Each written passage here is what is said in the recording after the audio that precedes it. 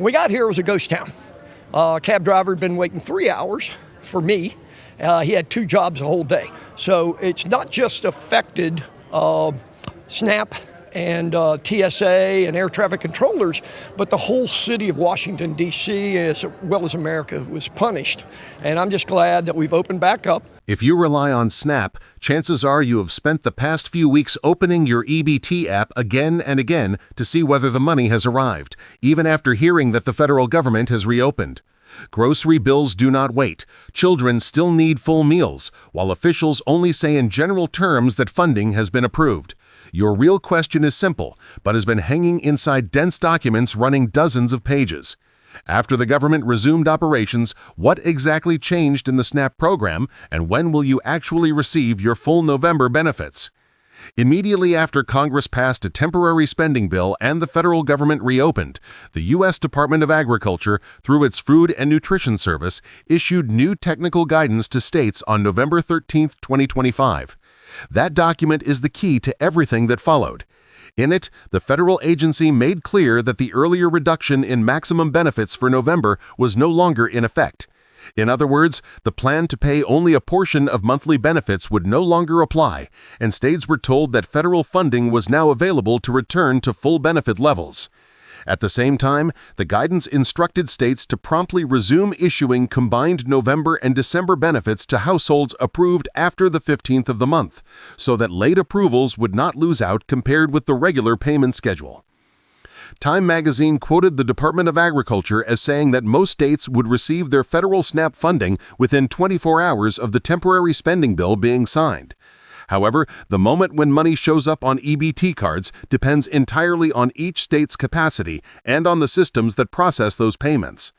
Time also cited an anti-hunger advocacy group warning that there could be a lag of several days to as much as a week between the restoration of federal funding and the point at which recipients see updated balances on their cards.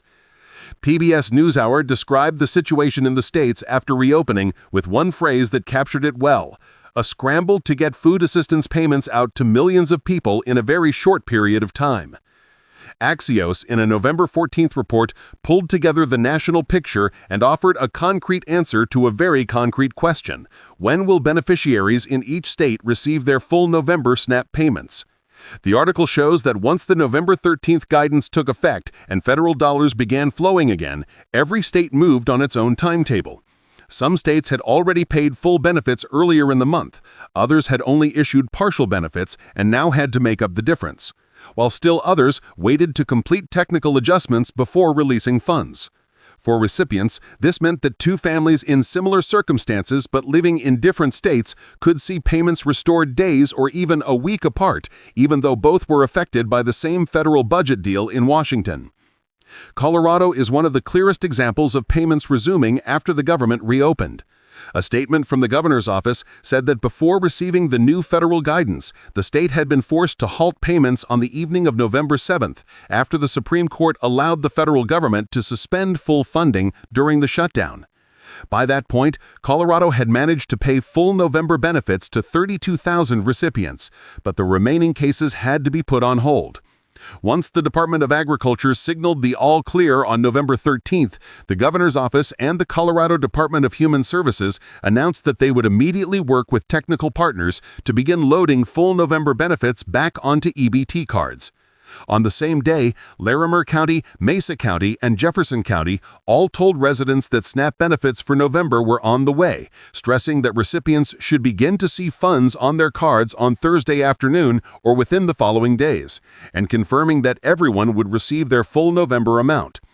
The Colorado Sun summed it up by noting that about 600,000 people in the state who rely on SNAP were reassured they would get their full November benefits by the end of that week, rather than staring at empty EBT balances. In Texas, the new information after the government reopened was laid out clearly by the Texas Tribune. According to the Texas Health and Human Services Commission, SNAP recipients there began receiving their full November benefits after roughly 2 weeks of uncertainty. People who had received only a partial payment earlier in the month during the funding dispute would get the remaining portion of their November benefits on or after November 14th. For those whose regular issuance dates fell later in the month, the November payment would be made in full on the usual day. In practice, that means the question in Texas is no longer whether benefits will be paid at all, but on which exact date in the second half of the month the catch-up payment will arrive. In Illinois, the Jacksonville Journal-Courier quoted the state's Department of Human Services as saying that every SNAP recipient would receive full November benefits by November 20th. The earlier shutdown had left about 1.9 million people in Illinois with their benefits frozen.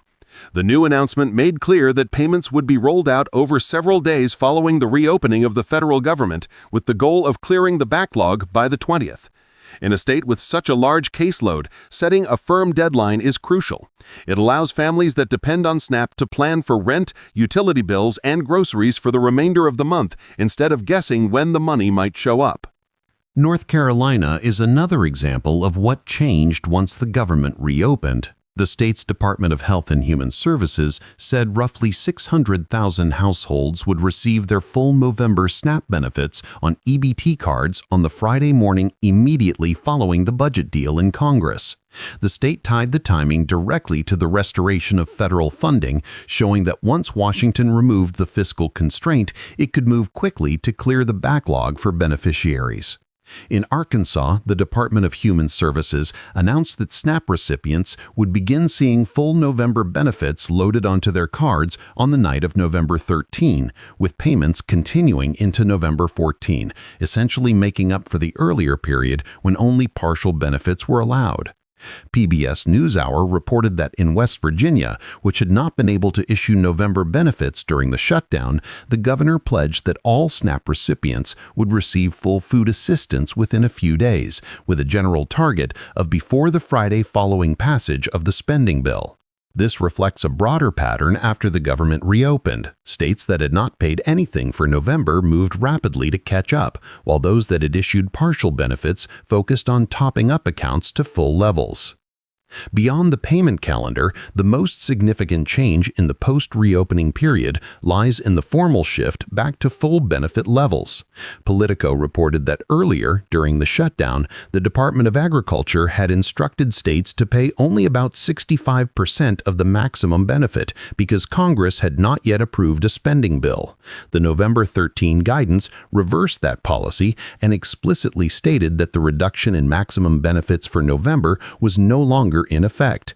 That means payments made after the government reopened would return to full levels, while people who had received only partial amounts earlier in the month would receive the difference, as in the examples of Texas and Arkansas. At the national level, these developments have to be viewed in light of the scale of the program. Business Insider noted that SNAP currently serves about 42 million people, while AP News pointed out that this is roughly 1/8 of the U.S. population. Beneficiaries are not only unemployed individuals, but also part-time workers, seniors, people with disabilities, and families with children. When a program of this size is paused or cut back for a short period, the impact goes well beyond trimming a few items from the grocery list. It affects public health and the ability of vulnerable households to absorb a sudden shock to their food budget. In that context, the Agriculture Department's decision to restore full November benefits and the wave of state announcements setting out catch-up payment schedules are critical steps in easing the anxiety that is built up among these groups. From a budget and macroeconomic perspective, however, the restoration of full benefits after the reopening does not erase longer-term pressures. Business Insider has highlighted proposals to reduce SNAP spending by roughly $200 million over a decade and to tighten work requirements for more than 2 million people. This suggests that even though beneficiaries are now being made whole for November, the debate over the size and conditions of the program will continue in Washington. Future budget decisions are likely to shape how SNAP operates, from maximum benefit levels to eligibility rules. For households living on food assistance, the most immediate concern remains the payment schedule in the wake of the reopening. The November 13 guidance from the Food and Nutrition Service set a common framework, canceling the earlier benefit reduction and instructing states to restore full payments without delay.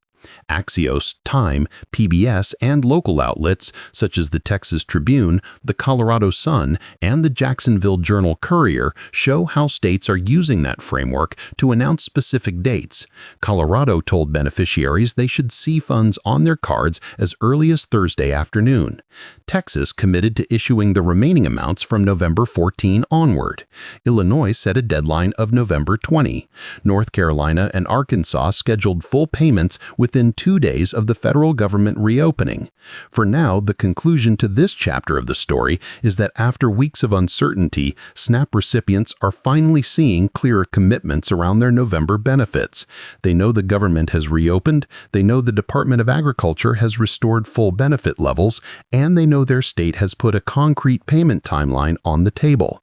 What remains to be seen is whether those commitments are met on time, and in future spending rounds, whether SNAP continues to be treated as a pillar of national food security or becomes once again a flashpoint in the broader fight over federal spending.